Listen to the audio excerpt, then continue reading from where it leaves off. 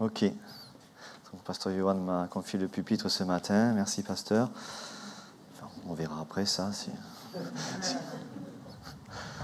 Vous allez bien? Ok.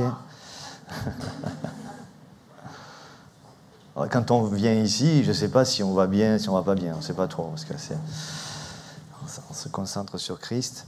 Donc, on s'encourage tout à l'heure. Il y aura un temps de questions-réponses sur le sujet que je vais aborder, parce qu'il va sûrement susciter des questions. On va parler de la grâce ce matin.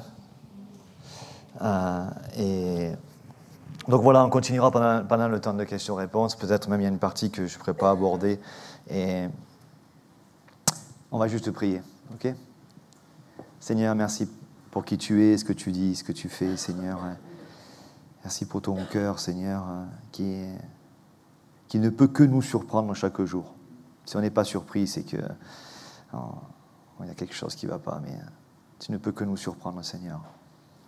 Donc, merci de bénir ce temps. Bénis l'Église ce matin, Jésus. Donne-nous un esprit d'humilité, de douceur, et d'écoute et de désir de te connaître et de nous rapprocher de toi. En ton précieux nom, Jésus. Amen.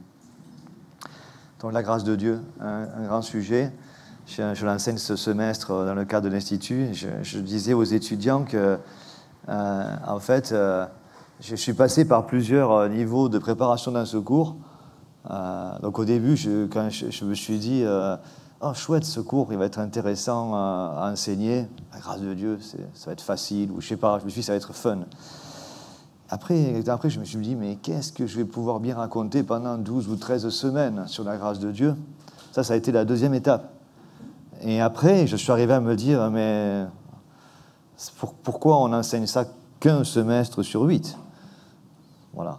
Parce qu'en fait, c'est... Vous avez vu ce qu'il y a écrit, là?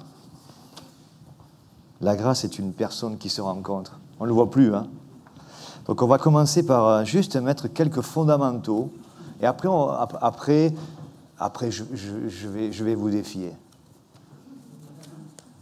Parce que, vous savez, je crois que c'est Pasteur Stevens ou quelqu'un de notre ministère, en tout cas c'est la parole de Dieu qui nous le souffle, c'est l'Esprit de Dieu.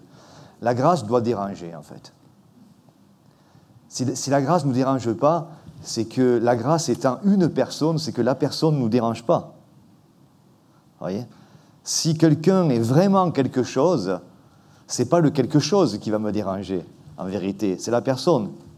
Si vous dites de quelqu'un, bon, je l'aime bien, mais ça, par contre, c'est toujours lui, hein, c'est toujours la personne. Et la grâce, c'est quelque chose qui vous dérange parce que ne croyons pas que la grâce, c'est vraiment faire tout ce qu'on veut. Non, la grâce, c'est quelque chose de... j'ose dire d'énorme, puisque c'est Christ. C'est Christ. L'évangile de Jean nous dit que la loi est venue par Moïse, la grâce et la vérité sont venues par Jésus-Christ. C'est drôle ce verset, vous y avez pensé déjà, parce qu'on ne peut pas imaginer que dans l'Ancien Testament, ce n'était pas la vérité, puisque ça serait venu par Jésus-Christ. Mais Jésus-Christ est avant toute chose. Avant toute chose, avant l'Ancien Testament, avant le Nouveau Testament, il est avant toute chose et toute chose subsiste en lui. Mais avec Christ venant sur terre, quelque chose de nouveau est arrivé. Une nouvelle alliance. Alors les fondamentaux, on va les poser là, et ils resteront tout le temps de la prédication. Alors il pourrait être bien sûr, la grâce étant une personne, le tableau ne suffit pas derrière. Mais j'en ai posé quelques-uns. Donc déjà c'est celui-là, celui qu'on a dit là. La grâce est une personne. Vous êtes d'accord avec ça ? Le deuxième point, c'est une faveur imméritée. On est d'accord qu'une grâce, c'est une faveur imméritée. Hein?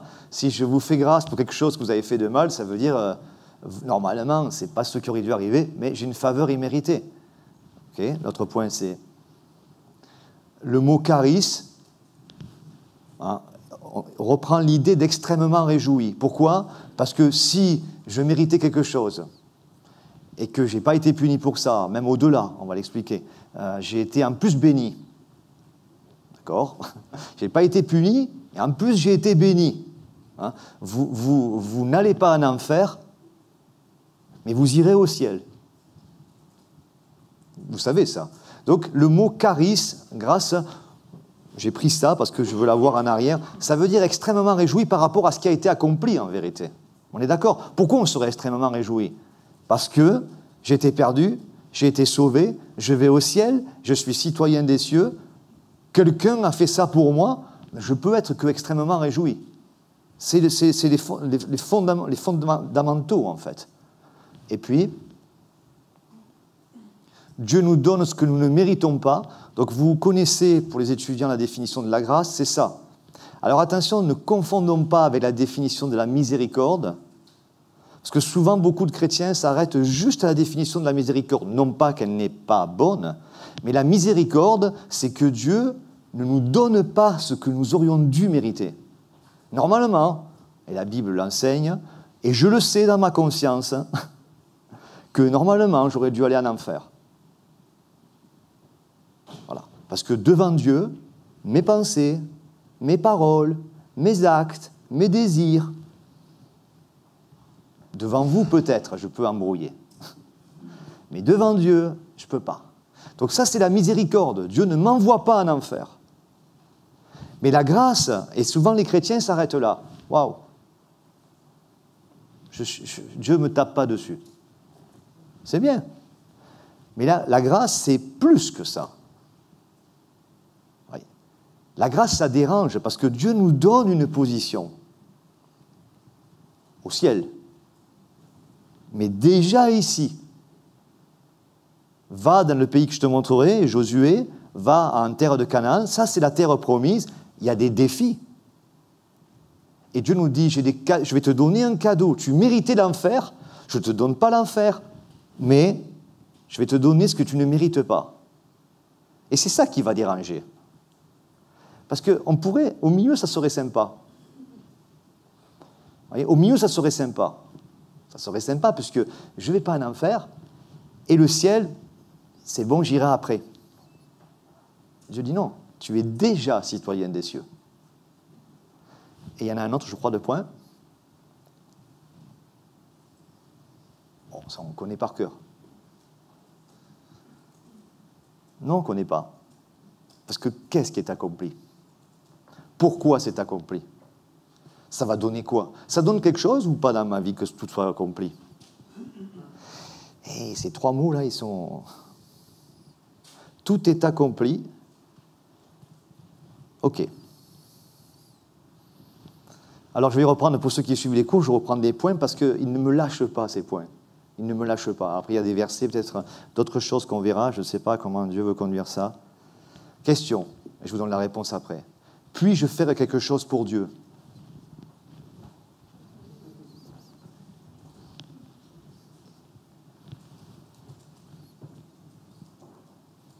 Réponse, seul Christ peut faire quelque chose pour Dieu. Et je vais beaucoup jouer avec les mots ce matin. Là. Je vais user d'hyperbole, de l'exagération. Je vais exagérer pour faire comprendre des choses. Parce que déjà, dans ce premier point, est-ce que je peux faire quelque chose pour Dieu? Vous pourrez me dire, tu exagères un peu quand même. Parce que qu'est-ce qu'on fait ce matin-là? Qu'est-ce qu'on fait demain? Il parle de la mission, il faudra bien y aller. Seul Christ peut faire quelque chose pour Dieu. C'est écrit, tout est accompli. Seul Christ peut faire quelque chose pour Dieu. Seul Christ a fait quelque chose pour Dieu. Seul Christ fera quelque chose pour Dieu. Il est avant toute chose subsiste en lui.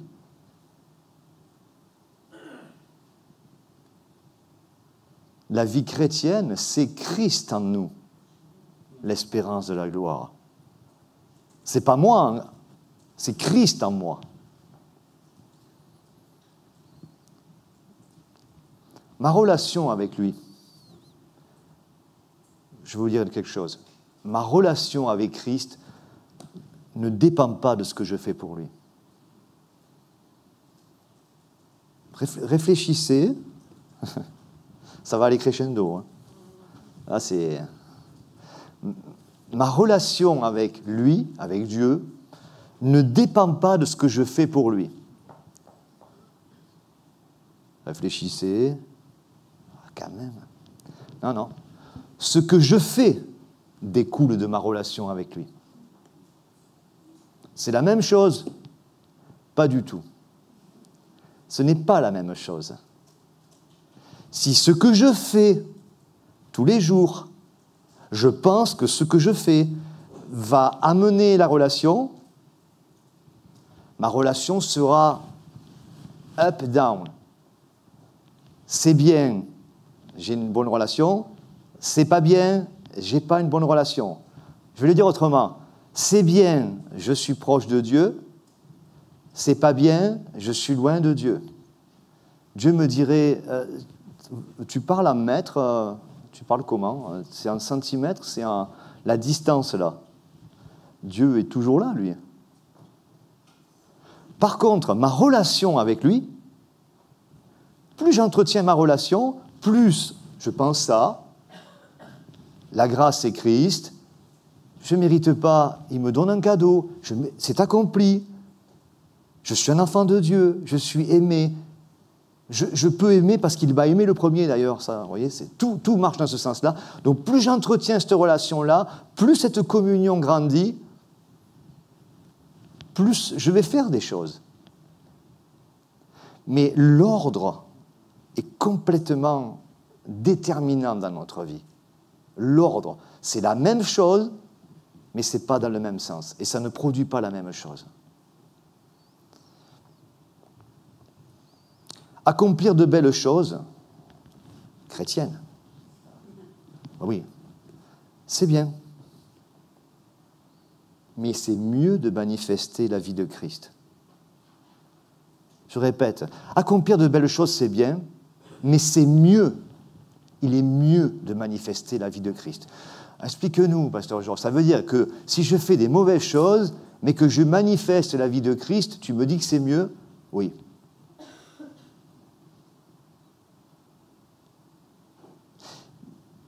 Mais quand tu vas manifester la vie de Christ, crois-moi, tu vas faire la chose la plus belle. Alors, la notion de ce qui est bien et pas bien, manifeste, pourvu que tu tombes et que tu puisses manifester, alors dans ces cas-là, la vie de Christ. Parce que manifester la vie de Christ, c'est la chose la plus extraordinaire que nous puissions vivre. Dans les conflits, dans les disputes, dans les querelles, dans les jalousies, dans la mission. Manifester la vie de Christ, c'est la chose la plus importante qui puisse exister après notre salut. Parce qu'avant, je ne sais pas ce qu'on peut manifester, mais... Donc, je fais exprès de vous donner de l'exagération dans les choses. Mais Dieu n'a pas besoin que nous vivions pour lui. Ce qu'il veut, c'est lui vivre au travers de nous. Vous voyez? Tu n'as pas besoin que... Seigneur, je vis pour toi, je vais vivre pour toi. Tu dis, je préférerais vivre au travers de toi. Et du coup, tu vivras pour moi. Laisse-moi passer, en fait. Laisse-moi passer. Comme je vous disais au début, la vie chrétienne n'est pas que je serve Jésus, que je vive pour lui, que je fasse ce que Dieu me demande de faire. Toute la liste là, la vie chrétienne, c'est Christ. Ça semble une évidence, mais ça peut déranger. Parce que la grâce, selon Tite 3, nous enseigne. Et quand on lit Tite 3, on lit que la grâce nous enseigne à renoncer à l'impiété. C'est drôle quand même qu'une faveur imméritée, en plus, nous enseigne à renoncer à des choses, selon Tite 3, mais en plus, elle nous projette dans la promesse des choses en avant. C'est-à-dire que la grâce de Dieu nous donne une capacité. C'est pas juste un concept. C'est pas juste la gentillesse de Dieu. C'est pas juste l'amour de Dieu, pour parler avec des mots. En fait, la grâce de Dieu, c'est déraisonnable pour nous. Dans la vie chrétienne, c'est pas moi, c'est Christ en moi, au travers de moi. Alors je sais que ça a soulevé des questions, mais j'ose le dire, Jésus, donc, ne cherche pas les efforts en moi. Seigneur, je vais faire des efforts. Je vais vous faire gagner du temps. Ça ne marchera pas. il cherche la confiance. Ah oui, c'est vrai que dans les deux, eh oui. Les efforts ou la confiance? La confiance produira, le mot effort, j'arrive même pas à le mettre en deuxième position. Vous voyez? Parce que effort veut dire amélioration de soi. Confiance veut dire transformation par quelqu'un d'autre que moi. Et ce n'est pas la même chose. Parce que effort, c'est j'en suis là et je vais aller un peu plus là. Confiance dit tu vas mourir et je vais te ressusciter dans une nouveauté de vie. Il est moins. La croix, enfin si j'aime, mais pas quand ça fait mal. La grâce, ça fait mal. Parce que c'est une personne. Le comportement, bon, c'est un peu la même chose. Hein. Soit je vais fixer mon regard, mon attention sur mon comportement, sur mes actes. Super, moyen, pas bien. Du coup, je le ferai aussi pour vous. Super, moyen, pas bien, super. Je rattrape un peu, parce que c'est un frère précieux quand même, il faut que... Pas terrible, super.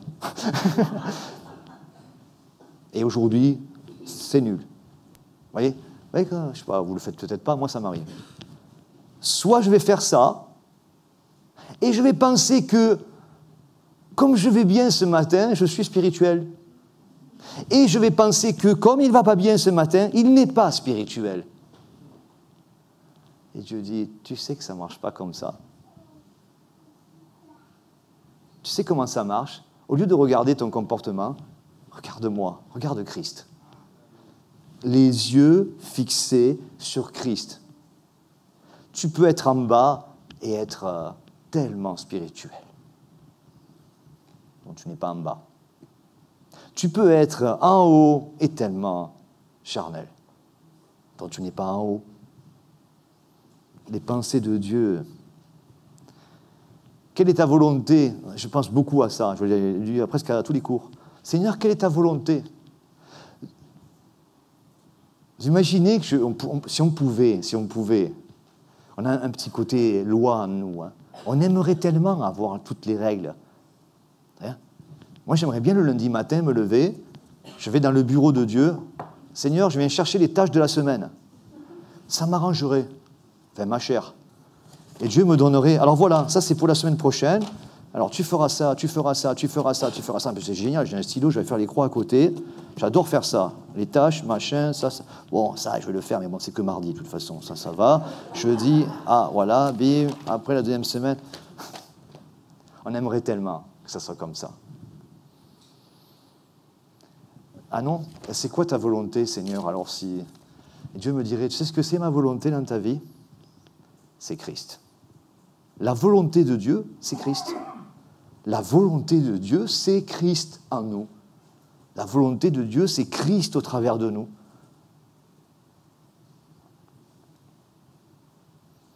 Nous sommes dans la nouvelle alliance. Pas dans l'ancienne alliance qui s'améliore. Parce que celle d'avant, c'était la loi. Juste celle d'avant, c'était la loi. Nous, par moments, on fonctionne comme si c'est l'ancienne alliance, avec beaucoup d'amélioration, de perfection, ça va beaucoup mieux.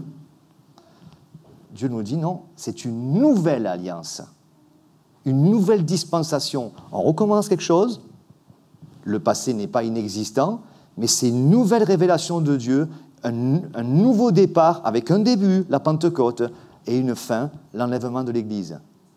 Un mystère caché de tous les temps, mais révélé à ceux de cette période-là, aux apôtres, et puis nous qui avons suivi.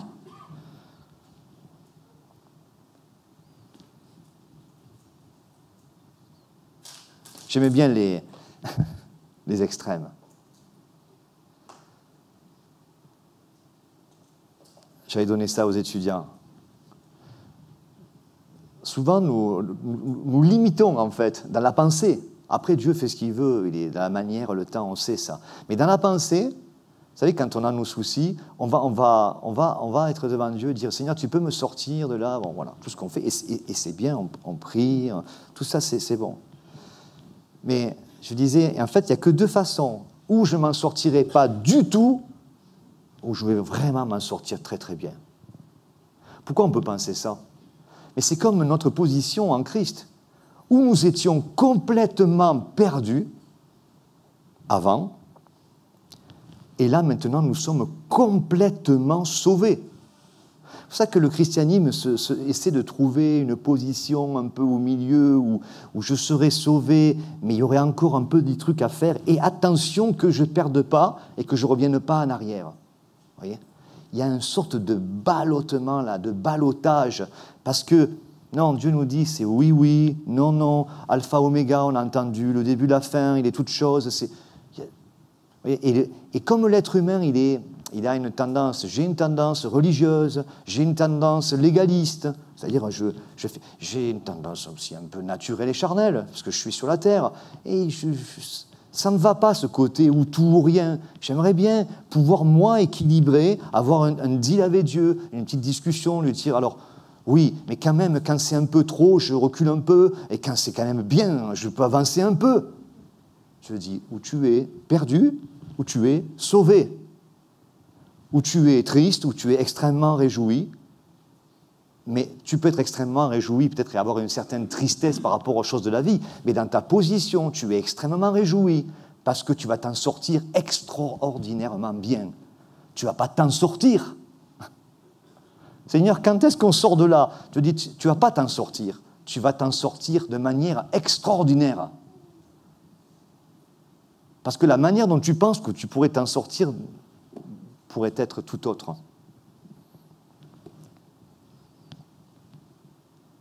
La grâce, ça ne vient pas de nous. On le connaît, ce verset, Ephésiens 2,8. Cela ne vient pas de nous. On a été sauvés juste par la foi. La grâce, faveur imméritée, cela ne vient pas de nous. Cela ne vient pas de nous. Un peu. Pas du tout. Pas du tout. La grâce, ça surabonde. Vous connaissez, là où le péché a abondé, la grâce a surabondé. La faveur imméritée a surabondé. Là où le péché a abondé. Je vais vous lire un passage, Romains 5, 17. On laisse ça, c'est bien, il faut que ça reste. Alors, écoutez, ça on va avancer. Romains 5, 17. Si par l'offense d'un seul, la mort a régné par lui seul, donc la chute, Adam et Ève, et ce que nous avons reçu tous, si ça a eu lieu, ou puisque ça a eu lieu, d'accord, à plus forte raison, vous voyez, là vous avez déjà la notion de la grâce. C'est-à-dire, toi tu dis 10, Dieu il dit 1000. Toi tu dis un peu, Dieu dit extrêmement. Toi tu dis péché, Dieu dit grâce. Toi tu dis c'est beaucoup, Dieu dit c'est peu. Donc si par l'offense d'un seul, la mort a régné par lui seul, à plus forte raison, ceux qui reçoivent l'abondance de la grâce, ceux qui reçoivent quoi? Dites-le. L'abondance de la grâce. Et je veux dire, ils y vont fort, hein, les auteurs et l'esprit derrière. Parce qu'ils savaient, Dieu sait qu'il nous faudrait de la dose. Hein. À plus forte raison, si vous êtes pécheur, si vous avez raté, si vous avez échoué, c'est vous les gens intéressants. À plus forte raison.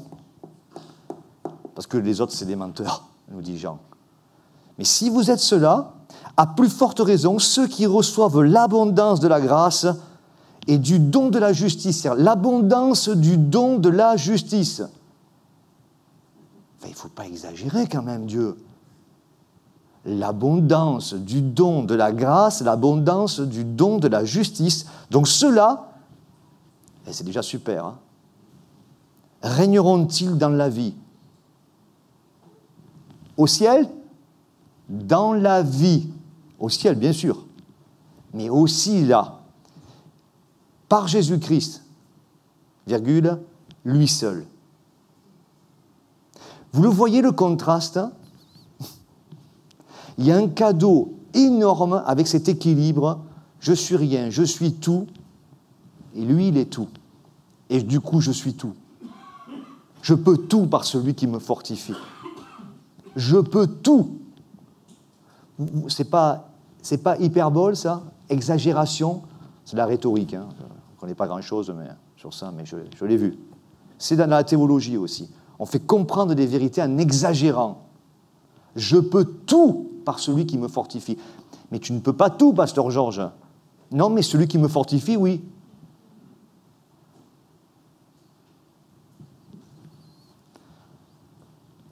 Romains 5,20, je vous le citais. La loi est intervenue pour que l'offense abondât. La loi, par Moïse, est intervenue pour que l'offense abondât.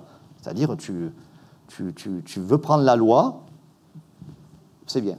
Fais-le un peu, tu vas voir que c'est bien pire que ce que tu pensais. Mais là où le péché a abondé, ça abonde des fois,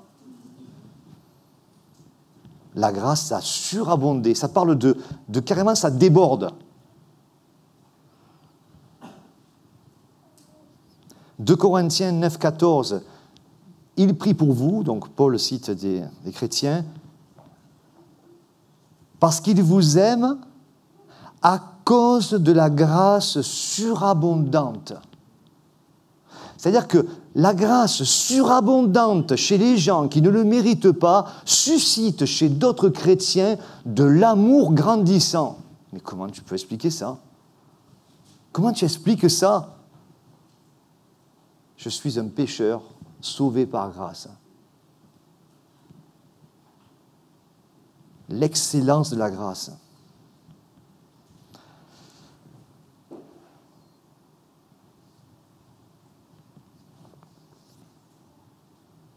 Donc tout ce qui est perfectionnement, amélioration, progrès, ne peuvent découler que de ma relation avec Dieu et de Christ au travers de moi, de vous.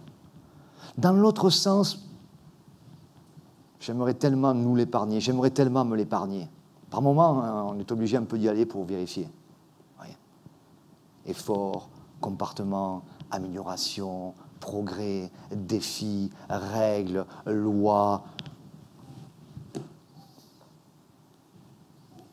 Certains ont essayé déjà. Certains essayent encore. Il faut vous libérer de ça. Christ a déjà tout accompli. C'est comme si le salut, j'avais noté quelques points sur le salut. Ils sont au-dessus, je crois, ou ils sont là. C'est quoi le salut? C'est Dieu qui est. La croix, c'est fait. Qui veut? On fera une prière tout à l'heure. On va terminer dans 5 minutes. Qui veut? C'est pas, on va prier, qui veut entrer dans un programme qui lui permettrait de... Non. Qui veut? Qui veut recevoir le don gratuit, le tout est accompli? Qui veut recevoir le extrêmement réjoui? Qui veut, du coup, après, entrer dans une nouveauté de vie? Qui veut recevoir une semence incorruptible? Qui? Ce n'est pas... Qui veut recevoir nouvelle charge, nouvelle mission, nouvelle responsabilité, nouveaux défis? Qui veut recevoir Christ? Qui veut recevoir Christ? Pas qui veut recevoir des nouvelles règles. Oui. Qui veut recevoir, je ne sais pas moi, un nouveau programme. Oui. Mais le monde fonctionne comme ça. Alors donc, c'est dans notre culture, on s'améliore, on progresse. Donc le salut, ce n'est même pas la perfection du caractère. On parle de l'éducation chrétienne. Vous savez, l'éducation chrétienne, elle a des fondamentaux, c'est la formation du caractère. Qu'est-ce qu'il y a? Alors, à la rigueur, pour moi, je pourrais résumer l'école chrétienne avec un point, c'est le caractère. Ce n'est pas les notes, ce n'est pas tout l'acquis, et tout ça. Mais premier truc, c'est la formation d'un caractère. Ah, tu vois, c'est de l'amélioration. Non. Du caractère de Christ en l'enfant. Du caractère de Christ en la famille, en les parents. Du caractère de Christ qui est confié à l'Église pour le manifester. C'est ça. Oui, mais quand même, l'éducation. Oui, après, oui. De toute façon, tous les enfants ne sont pas pareils, tous n'auront pas le même niveau, tous n'auront pas les mêmes notes. Qu'est-ce qu'on s'en fiche des notes? Ouais. C'est important, on vit dans un monde avec des notes, et les enfants, voilà. Je suis enseignant aussi, ils ne veulent que les notes. C'est notre culture. Combien je vaux? C'est bien ou c'est pas bien? Tu es content, tu es pas content? Et comment voulez-vous qu'on ne reporte pas ça sur Dieu? C'est notre culture. Si je fonctionne comme ça avec mes enfants, avec mes parents, avec mes amis, avec mon travail, avec ma femme, avec ma famille, est-ce que ça va? Ça t'a plu? Ça va? C'était bien? Combien? 14? Conservatoire, on a rigolé parce que certains ne savaient pas que chez nous, la moyenne est à 13. Et j'ai 13, ah, c'est pas mal. Ça dépend. 13, c'est pas mal si la moyenne est à 10. Mais quand la moyenne est à 13, voilà. On rigole avec ça. Mais on n'est pas ça, nous. Dieu, vous savez ce qu'il nous dirait, Dieu? Au fait, j'ai oublié de te dire, tu as 20. Allez, si on était sur le... Vous avez tous 20. Mais comment on fait pour... Quand on a 20, il n'y a plus rien à faire. Ah non, mais juste maintenant, je vais t'expliquer comment tu as eu 20. Notre vie va passer à t'expliquer les 20. Et si jamais je ne comprends pas tout, je descends à 19, non, tu restes à 20.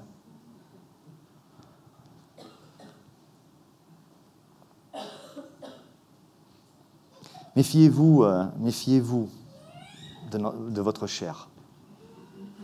Parce que vous savez, la chair, nous, on pense, ce sera le dernier point. Après, on reprendra au rap, si vous voulez. Il y en a pas mal. Il y en a des versets.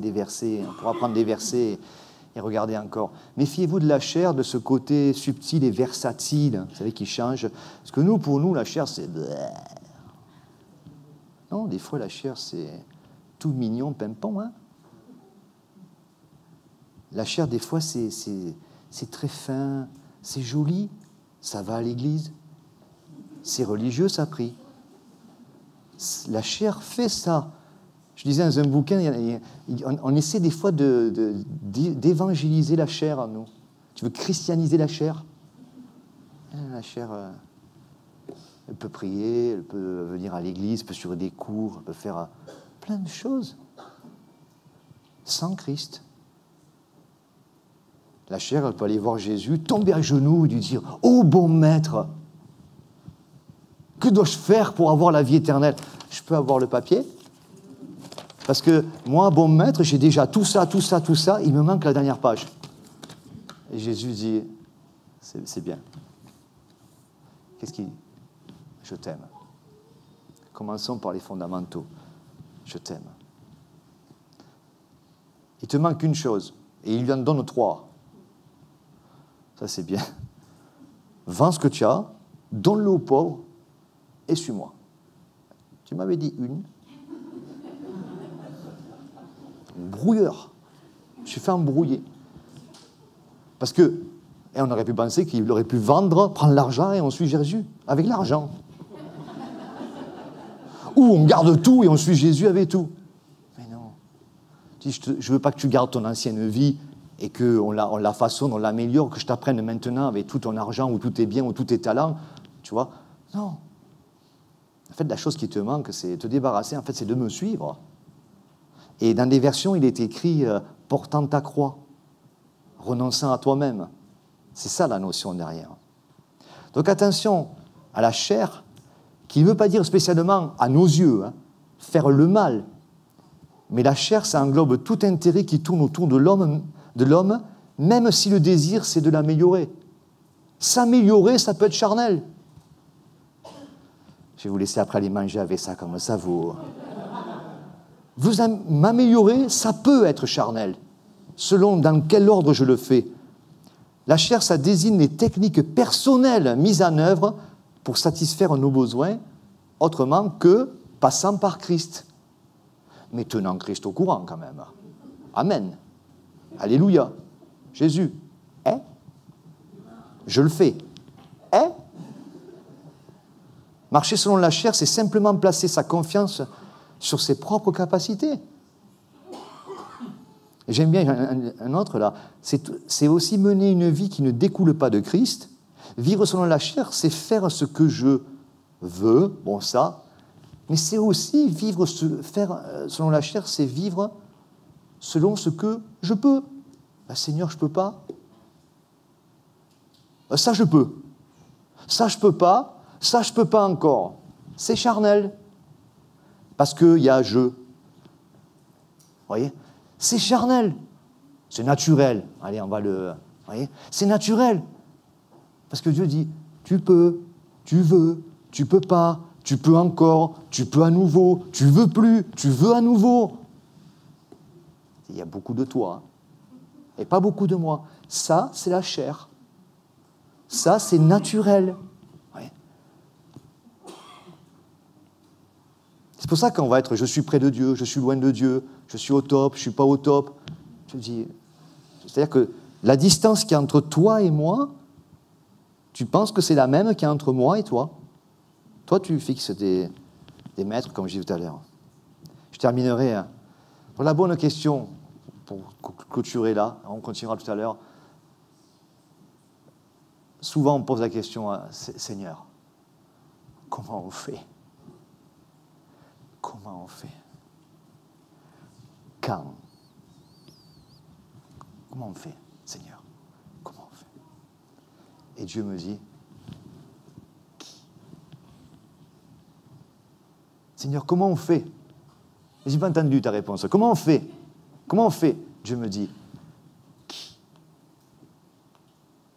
Qui ? Qui ? Paul, Romains 7, qui me délivrera ? Pas comment ? Quand ? Pourquoi ? Qui me délivrera ? Qui me transformera ? Qui m'accompagnera ? Qui me regardera toujours de manière bienveillante ? Qui ? Rien, c'est qui ? Ça, c'est la question que Dieu nous pose. Qui ? Et je termine là. Qui ce matin veut recevoir la vie ? Cette vie-là où... Alors si vous voulez une vie de commandement, d'ordre, de règles, je ne sais pas quoi dire. Si vous voulez la vie où tout est accompli, si vous voulez recevoir l'extrêmement réjoui, si vous voulez rencontrer la personne qui est la grâce de Dieu, si vous voulez rencontrer Christ en vous, si vous voulez devenir quelqu'un de nouveau par l'œuvre accomplie, pas par vous-même. Vous avez très certainement essayé plus d'une fois, j'ai essayé plein de fois. Il m'arrive même d'essayer encore. Ça ne marche jamais. Je peux le dire maintenant de mes 51 ans. Jamais. Jamais. Jamais. Jamais.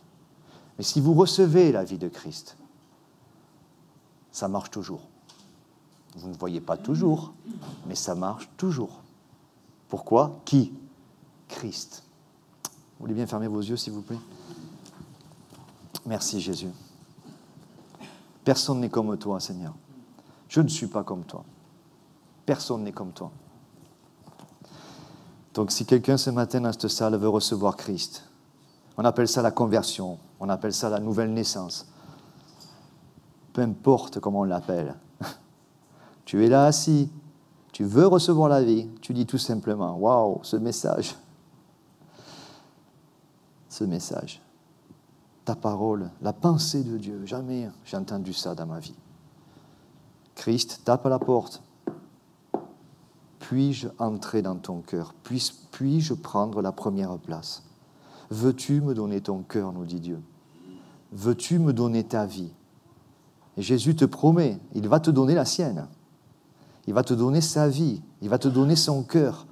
Vous recevrez une puissance, le Saint-Esprit. et vous serez témoin de Christ par la vie qu'il va déposer en vous. Vous n'avez qu'à dire Jésus. C'est vrai que j'ai raté beaucoup de choses, on appelle ça le péché. J'ai raté beaucoup de choses jusqu'à aujourd'hui. Mais je veux avoir la vie. Je suis aveugle, je veux voir. Je suis muet, je veux parler. Je suis malade, je veux guérir. Je suis mort, je veux vivre. J'en ai marre de cette dépression, j'en ai marre de ça, j'en ai marre de ces relations. Je veux recevoir ta vie. Je te le demande au nom de Jésus-Christ. Ce que tu as payé à la croix, ça a été fait pour ça. Tout est accompli. Je prends cette faveur imméritée. Si quelqu'un a fait cette prière, vous pouvez garder les yeux fermés. Vous pouvez lever la main et la baisser juste après. Merci pour cette main. Merci pour cette main. Merci pour cette troisième main. Vous pouvez juste lever votre main et vous la baisser après. On prie ensemble. Merci pour cette main. Sachez que si vous avez fait ça, même si vous n'avez pas levé la main d'ailleurs, ce n'est pas la main qui vous sauve pour les autres. Vous êtes devenu quelqu'un de nouveau. Les choses anciennes sont passées, toutes choses commencent maintenant à devenir nouvelles. Lisez la parole de Dieu, venez voir un pasteur pour prier avec nous. Recevez, comme dit Jésus, les instructions pour recevoir la douceur de Christ. Être libéré du fardeau de la vie, du monde, des commandements, de la religion. Vous avez reçu ça. Merci Jésus. À toi la gloire, Seigneur Dieu Tout-Puissant. Amen. Bon dimanche, on se retrouve après le rap. Merci.